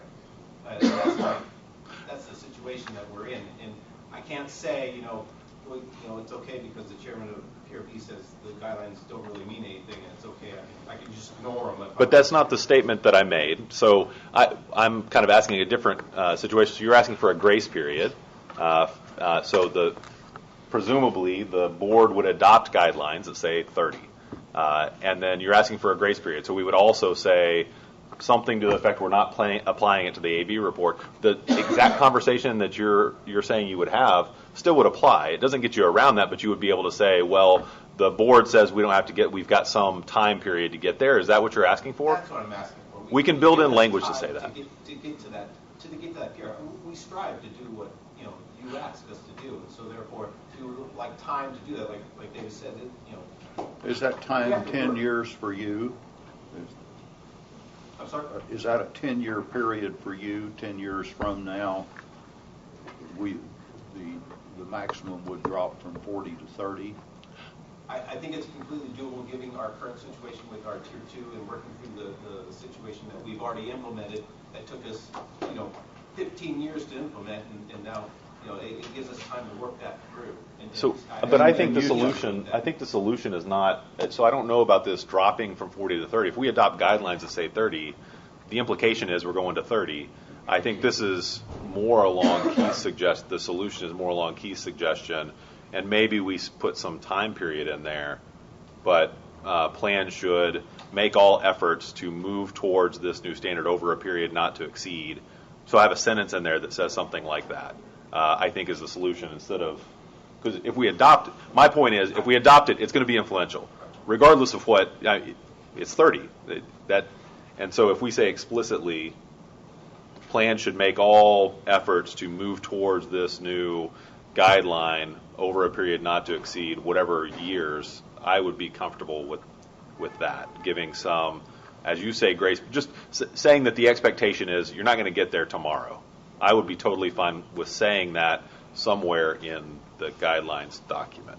Now, I don't know how we do that, because it doesn't necessarily need to be something that is in there for all of time. But it would be interesting to explore how we might do that. Maybe we say it as part of the resolution that passes it. Somehow we put it in there. I don't know the best way to do that. GASB 25 did the same thing. I can't remember their language, how they used it, but they did it so that it was over a 10-year period. It was 40 down 30, but they had a time period. We could put a date. So Keith suggested we put a date in there. So not to exceed 10 years or 5 years or whatever from X date. And we would just presume that the PRB would take that out whenever we were past that date. I think that would be fine. For those that have talked in the audience, I think I'm hearing 10 years to actually actually worked through to the point where you're looking at the new guidelines that we're setting up now. 10-year lead time for changing. Is that what you're thinking? I think the logic of the 10 years is that we've just gone from a period where 40 years became very significant, and now we're going through 30 years of significance. So 10 years is the logical. That's okay with me. It's fine with me, as long as we're not effectively postponing the onset of these guidelines for 10 years. My suggestion is not to postpone the, I don't know what postpone the onset actually means. My suggestion is that we move to the full board to adopt these guidelines with an additional statement that acknowledges that it may take plans some time to get there, but we want them to get there as quickly as possible over a period not to exceed something. I don't know what that something is at this point, but I would be comfortable with that. So putting out a marker saying, here's where we're hoping to get to over some period of time, and working with plans to help them get there. Yeah, and I'd just say let that over a 10-year period. Yeah, I don't know if 10's right, but yeah, understand. 10's a lot. We have a different 10 is a lot, but I do pick up on what some of the speakers in the audience have said, is that I don't think they're going to just sit here and do nothing if they know the 40 is going to change to 30 in 10 years. I don't think they're going to wait 9 years and say, we need to really think about that now. I think they'd start talking. I think the nature of the way they work is would tell me they will start being aware of, well, we've got that hurdle ahead, and we better start working on it now. I think the actuaries would be telling them that. So I'm more confident perhaps than maybe you are that they would move on. They'd be aware of this and making change before the 10-year period was out. Well, to be clear, I think that some of the speakers have insinuated that I don't think these have meaning. I think they have meaning. I'm just saying they're not legally enforceable. So we're not going to force anybody to do anything. I understand that they have a lot of meaning. There's sense of magnitude here. I'm not saying because they're not legally enforceable they mean nothing. Okay. And so I think plans will adjust. It's kind of what we want them to do. Sure. And the difficulty for me was grace period from what? And what does that really mean? Trying to dig into what that actually means. And I think I'm totally comfortable. Once we set the marker out there and say 30, it's going to be meaningful. And we can't pretend like if that's what this is, then we need to figure out a way just to provide some language that would give some leeway there to really capture our intent. And I don't know, Keith, it looked like you were writing. All right, I've got some suggested language. We could add language to this effect. Plans with an amortization period that exceeds 30 years as of 6/30/17, which is, as I understand it, the effective date of these guidelines, should seek to reduce their amortization period to 30 years or less as soon as practicable, but not later than. And Bob, you started this conversation by suggesting 5 years. Yeah, just the discussion in the audience has moved me to now say 10 instead of 5. Okay. Well, why don't we talk about that period of time then? I'm in agreement with the statement you just wrote. We'll start with that. Okay. Then I am too. All right. Then it seems like the final rub is what date we should set as a marker within which plans should come into compliance. I would prefer it to be shorter than 10 years, so I am on the side of 5 years. And I prefer 10 years. That's what you get for looking at us. About 7.5 years. With what magic market do y'all hope we accomplish this with? Well, so there was lots of discussion in an earlier PRB Actuarial Committee meeting where we fully acknowledge that the plans are in an incredibly tough spot.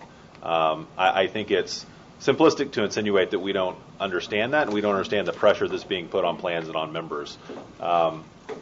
We also think that I think that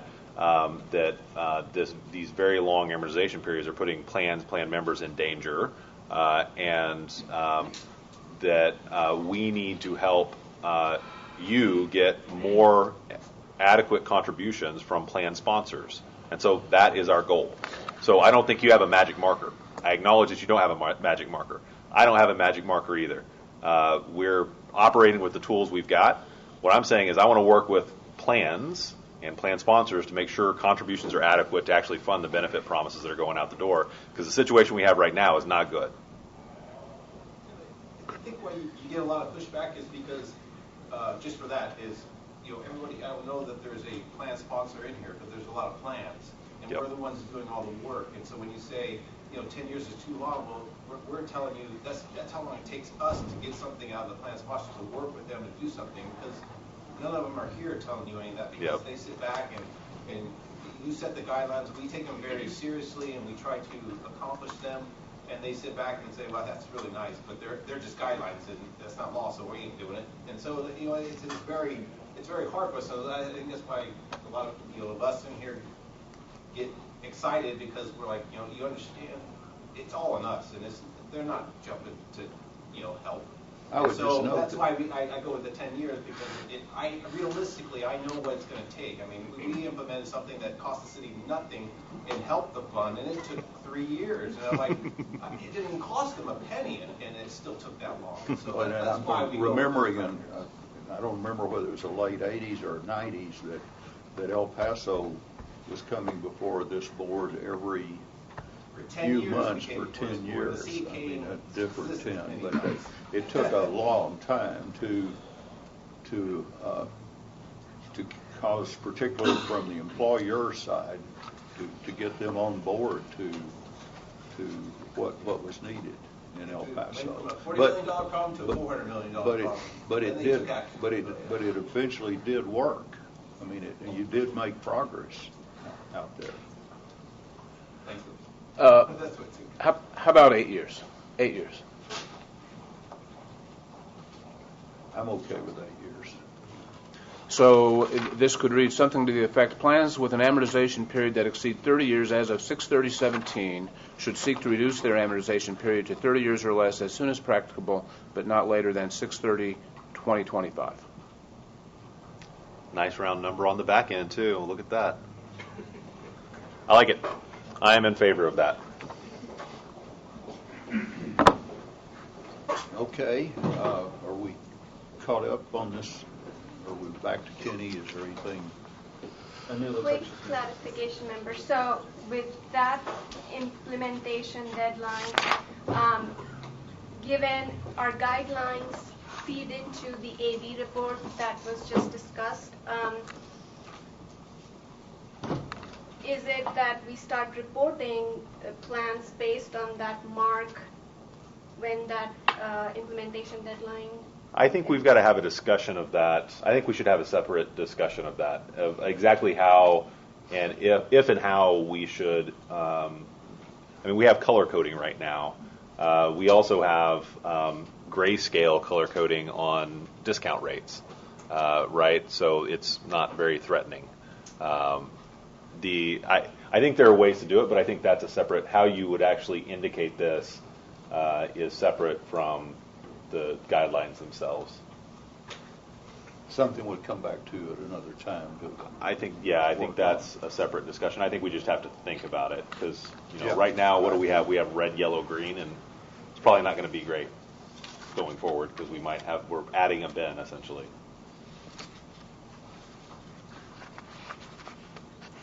Okay. Ken, anything else here?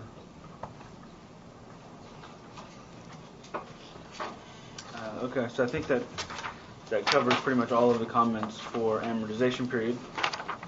The last item that has been added to the guidelines is item 6, which is with respect to monitoring, reviewing, and reporting plan experience.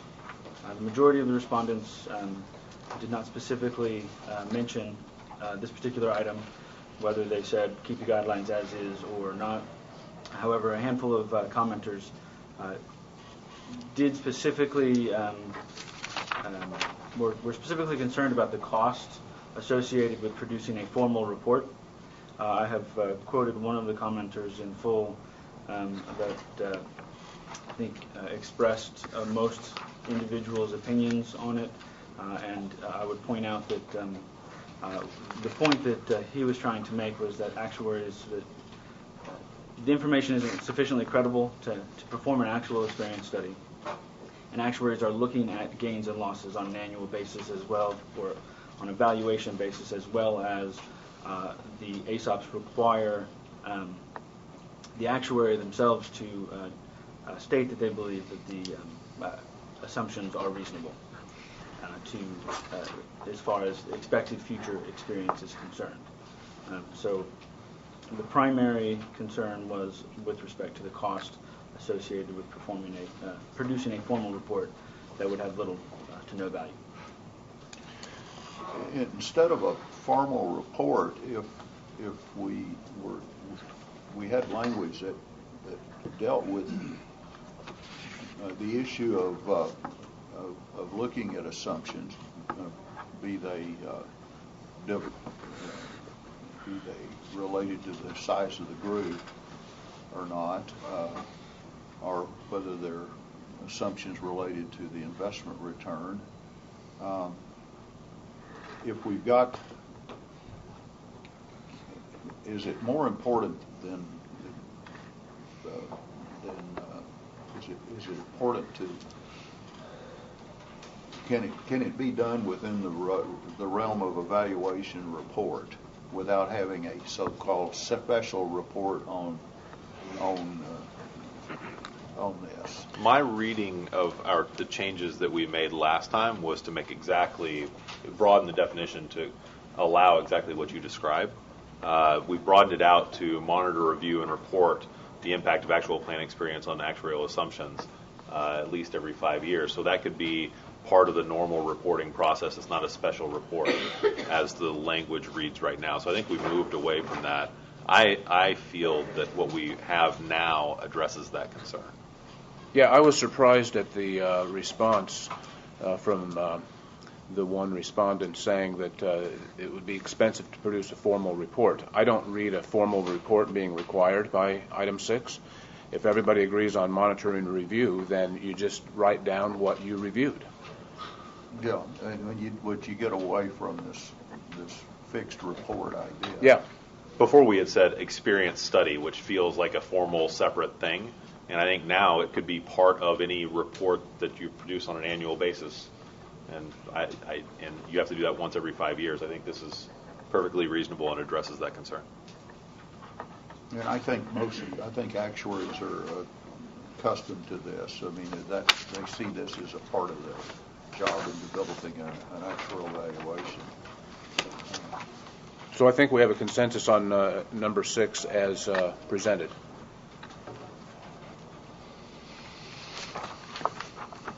All right. What's next?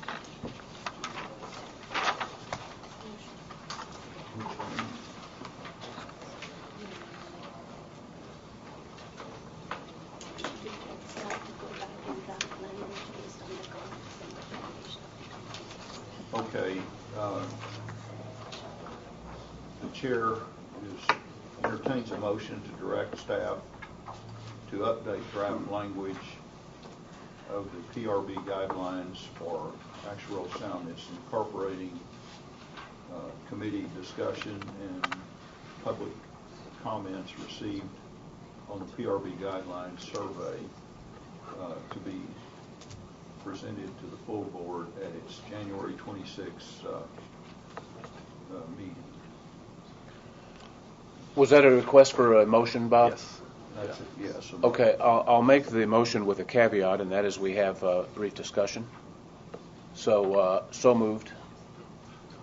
We have discussion then or now? Right now. Okay.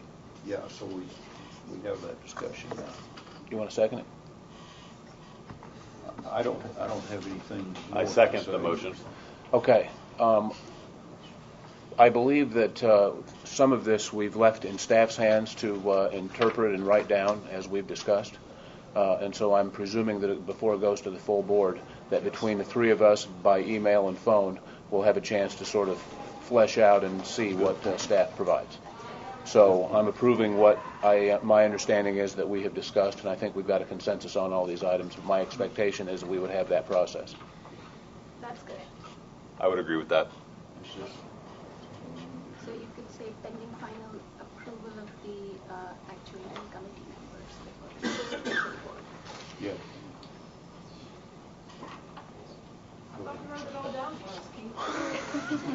Yeah, Keith will provide his chicken scratch notes for official record purposes. Pending final approval of the actuarial committee members to be presented to the board. This will be pending the approval, our approval before it goes to the board. That's good.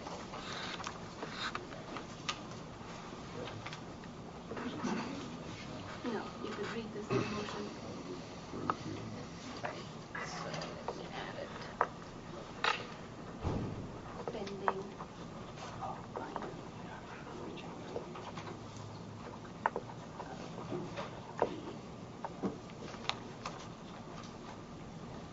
committee members.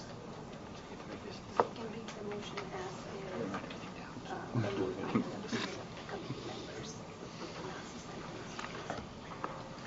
Okay, pending final approval of the committee, Actuarial committee. of the actuarial committee. Just a sentence we're adding here. So we're ready to go to the next item. You can make the motion now, so you can read the motion again and then add the last sentence to it to say that you final approval. You ready to just approve it? Sorry, do we need the chairman to read the motion once more? Again, that's correct. Okay, entirety starting here. Correct. The maximum, the chair entertains a motion to direct staff and to update draft language of the PRB guidelines for actuarial soundness, incorporating committee discussion and public comments received on the pension PRB guidelines survey to be presented to the board at the January 26th meeting, pending approval of the actuarial committee members. So moved. Second. All in favor, say aye. Aye. Aye. Motion passes. Mr. Chairman, I'd like to thank the actuaries who provided us technical assistance here. It's very helpful to have your input. Thank you. Okay. We're ready for the next item on the agenda. About the non-actuaries. What? Number 5. Okay, we're now to the point on our work today to receive staff and update on the Dallas Police and Fire Pension System. And I'll look to you to give us that update. Members, we've not included any written material in your packet. I wanted to provide a quick oral update on the developments relating to the Dallas Police and Fire Pension System since our November 3rd board meeting. At the last board meeting, the system had informed the board that there was a member election scheduled for November 14th. Before the election could start, there was an application for a temporary injunction to prevent the plan amendment election, which was filed by Dallas Police and Fire pension members, alleging that the Board of Trustees of the system were not authorized or were wrongly constituted. The court heard, there was a hearing on the TRO, and the court denied the requested temporary restraining order. The case is set for trial on the merits in March of 2017. The plan amendment election has resumed and is currently underway and is set to end on December 14th. Excuse me, December 17th. And what's in that plan amendment? The plan has the Board of Trustees of the Dallas Police and Fire has proposed various amendments to increase contribution rates, make changes to the cost of living adjustments, make changes to the drop program, and I'd be happy to provide a summary of those proposed amendments to you. And That was summarized at our last full board meeting, correct? That's correct.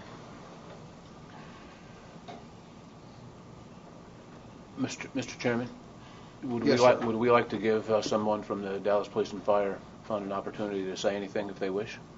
You bet. We know the right person. Good afternoon. Thank you, Anu, for giving a heads up on that. There's a couple other litigation matters that have happened since then.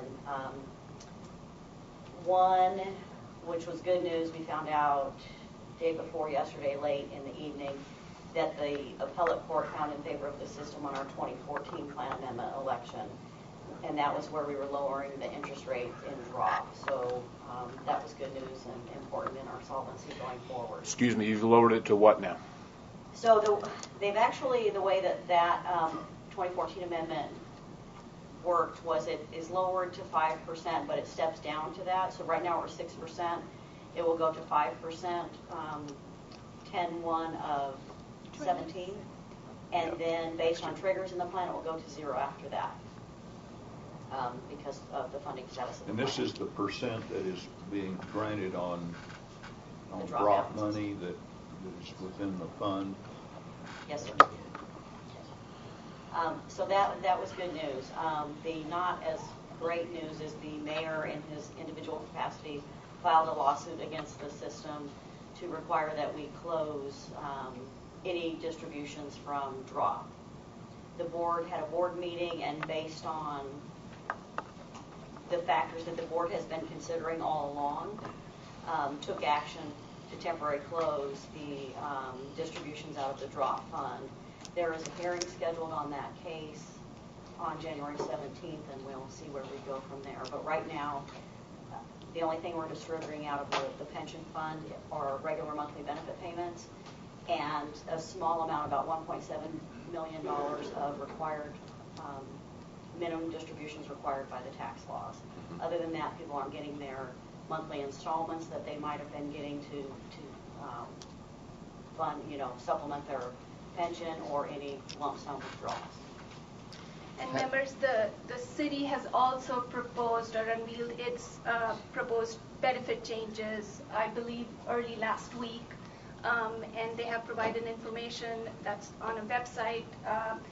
And we'd be happy to provide a brief overview of that. They haven't provided any analysis, but they are essentially proposing moving forward to make the drop program cost neutral, not have any interest credit associated with the drop program, add a maximum period for participants to stay in drop, not credit any COLAs to drop.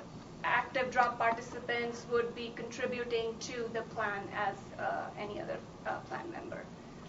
Has the actuary for the system or the actuary for the city, or maybe that's one actuary doing the work for both groups, spoken to the effect that this change would have on the financial condition of the fund? Mr. Mays, this is the process that we've been going on with for quite a while. We've had, and I've mentioned this before to this group, the city staff involved with our subcommittees all along, so they're fully aware of the structure of our changes. The city hired their own actuary, Deloitte, to do their analysis on their own. Our actuary, Siegel, worked carefully with Deloitte, giving them all of the information that they need so they could get up to speed very quickly, duplicate our system, and then run their analysis. And once the city unveiled their plan, we want now kind of the reverse to happen, where Deloitte is working with Siegel, so now we can replicate their analysis, and we all make sure we are understanding the different provisions. And, I can't say I'm pleased with everything in their plan, but I'm glad we have a plan, because it's a starting point, and there's some things in there that they clearly took a look at what our board was proposing as the basis of their plan. There are certain things, I think, that aren't too far from where we were and we could probably agree with. There are other things that are quite a bit different that I'm not sure we'll be able to agree with.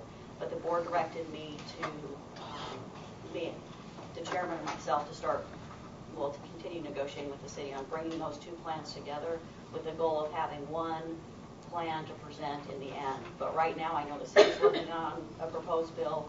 We're working on a proposed bill. That bill will look like the plan amendment election if it passes, which we will know on Saturday. If it doesn't pass, I'm not sure what that bill might look like, but in the end, we hope the two bills will come together and we'll have something. Did you say the actuaries are talking to one another? They are. That's great. There was a call actually today at 1 o'clock. Great. And Anu said that we haven't seen analysis of the city's plan yet. Do you anticipate that we will be seeing that at some point, or is that? I'm certain. Do you have any knowledge? Okay. Because I would think they clearly know the process of the bill would have to be scored. In front of you. Thank you. The role of the state in this issue, has any legislation been developed that speaks to the Dallas Fire and Police situation at the state level? Do you mean proposed bill? Proposed bill. We haven't seen any. And my take on it is that's another important piece of this project, because from what I've read back in the early 90s, there was the actual development of the benefit structure for the fire and police in Dallas was developed by the legislature in Austin, and so it seems to me that we got the right committees in the House and the Senate need to say, is that true? I mean, I think I'm trying to quote Whitmire, the senator out of Houston, who was here in the early 90s, and he said that we were setting the benefit levels in the Dallas plan, and if I've read that right, and that I think Senator Whitmire actually, I believe, also said that he was going to Dallas to talk to fire and police officers in Dallas, with the belief that some major compromises need to be made on both the city side and the membership side. It just seems there's a role here for the state, I believe, and I don't know where that stands. As far as the agency is concerned, and this was our next agenda item, we are statutorily required to provide actuarial impact statement whenever a pension bill goes through session, which is proposing to have an economic impact on a retirement system. So as an agency, we would be involved in the process when a bill is filed with regards to Dallas Police and Fire, and we would review the changes. The statute outlines the process for us, where we would be requesting an actuarial analysis from the fund itself. So the fund's actuary would provide their analysis to us. We would conduct our review of the analysis provided by the fund, review the reasonableness of the assumptions that the funds actually used in outlining the cost impact to the fund, and turn around, prepare an impact statement with additional comments that we may have, and provide that to the legislature. It goes through the LBB. We submit it to the LBB Legislative Budget Board first, and then LBB submits it to the concerned government. We face, it seems to me, a real problem with timing. That if things are happening in Dallas on the police side, police and fire side, or on on the mayor's side. And we're not going to hear results until March. I worry about moving things through the legislature from mid-March on. Well, Ms. Gottschalk just indicated that the city is currently drafting their own language, and the system is also drafting language, and they are in negotiations to try and bring those bills' language to unify those changes, and they will, in hopes that they will be bringing a single bill to the legislature. So there they're can in the be process two of. potential outcomes. Either we'd see a bill that reconciles the proposed changes by the fund as well as by the city, or two separate bills. And we will work through that process. We generally stay in continuous contact with the fund during the session and try to give the fund as much heads up and make sure that we are aware of what they are working on, so we can prepare ahead of time as so well. we try to be fast on this, to try to That's correct. from our end, to turn around and cause things to go through the LBB. Because there are times when a bill is scheduled for a hearing in a committee and it may require a quick turnaround. So we try to stay on top of things to make sure we are aware of what a bill includes, to make sure we can do our analysis ahead of time. All right. And it's a tough area. And let's see, we can't talk about other tough areas because we don't have them on the agenda, though. Like Houston, we cannot talk about because they're not on the agenda. But any other questions about this? The only other question that I would have is, so we have asked that the plan attend our January meeting to give us an update on progress. Are we planning on doing that? Is that something I've started, yes, reaching for the out city, to depending the on where this goes? That's correct. Okay. So the session would have started by then, and if a bill has already been filed, we'd be able to discuss that as well. Gotcha. At the January board meeting. Any questions from the audience on Dallas Fire Police? Yes. Could you clarify the scenario where two bills would be filed, one from the city and one from the fund? So if our role for the statute is, regardless of whether two bills are filed or a single reconciled bill is filed, we will follow the process of reviewing the information, requesting analysis, and conducting our review and preparing an impact statement as two separate bills.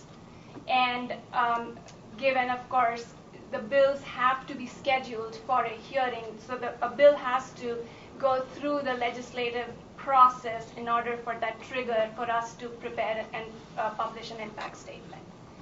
So if there are two separate bills, just taking that as an example, and both bills are scheduled for a hearing at the House Pensions Committee, we would be requested to provide two separate impact statements.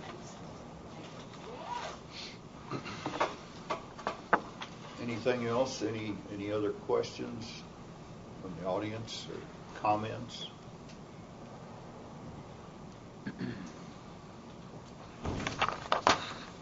Members, in your meeting packet, moving on to agenda item 6, behind tab 3, we have also included our bill tracking report, and this is a report that we update continuously during session, probably every week. And what we have included in this report for you is the pension-related bills that have been filed so far and that we have started tracking now. There have been 18 bills filed so far. Of those, I believe 16 relate to TRS and ERS or impact statewide systems. And there are 3 bills that would potentially impact local plans. We haven't done any analysis of these bills yet, but we will start that process pretty soon. And we have an internal process where we set up to track bills as well as make sure that we do our own internal analysis and stay on top of the bills that are being filed again. So we want to be prepared as soon as we receive an impact statement request. We have a quick turnaround on those. What is in HB 43, the Flynn bill? HB 43, I believe, is the Houston pension reform bill, but it's my understanding at this point this is more like a placeholder bill. I at least expect that we'll see more a revised version of the bill or a separate bill which would include more provisions that have been proposed relating to the Houston plans. So there's a fair amount of activity on the Houston plans. They started last summer and they did a lot of work in Houston, and so they're pretty far along in getting it to the legislature. And then we'll do, if it affects us, we'll react to whatever the LBB That's correct, asks when you us to do. receive the LBB notification.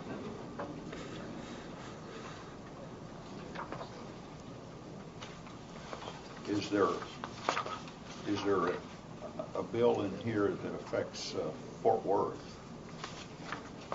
We have not seen that yet.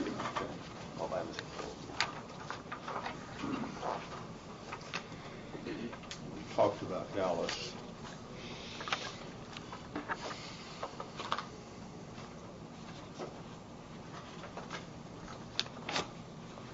Any other questions, members? Yeah, questions? No, sir. Members? Thank you. Questions from the audience? On these impact statements or impact reports that you prepare, are they available on the website? They are available on Texas Legislature online. So TLO is the website where those impact statements get published for every bill that gets a hearing.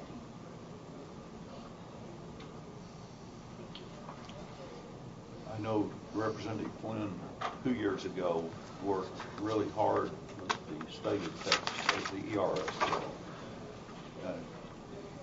And so I'm encouraged that they're early on or working on a bill that is this Houston bill.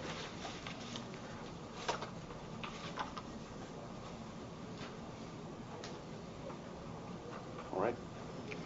Anything, is that all you have? Anything else, board members? Mr. Chairman, I want to, earlier I thanked the actuaries for their input, and Josh reminded me that we got input from non-actuaries also. Thank you to everybody. We value your input, whether or not you're certified. Yes, we do. I didn't want to call him out for that and thank the non-actuaries in the room. So,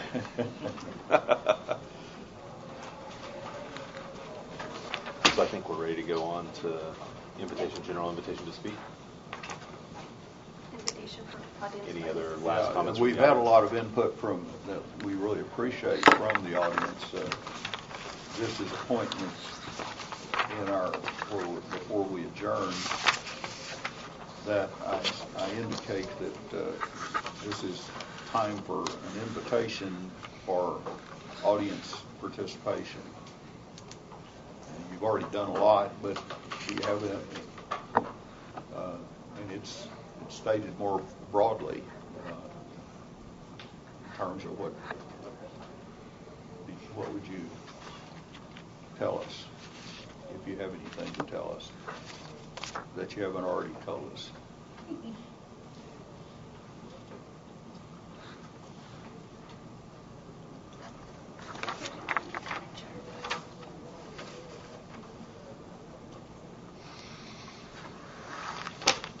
If there's no other business and no objection, the chair moves to adjourn this meeting. Second. Second. All in favor? Aye. Thank you.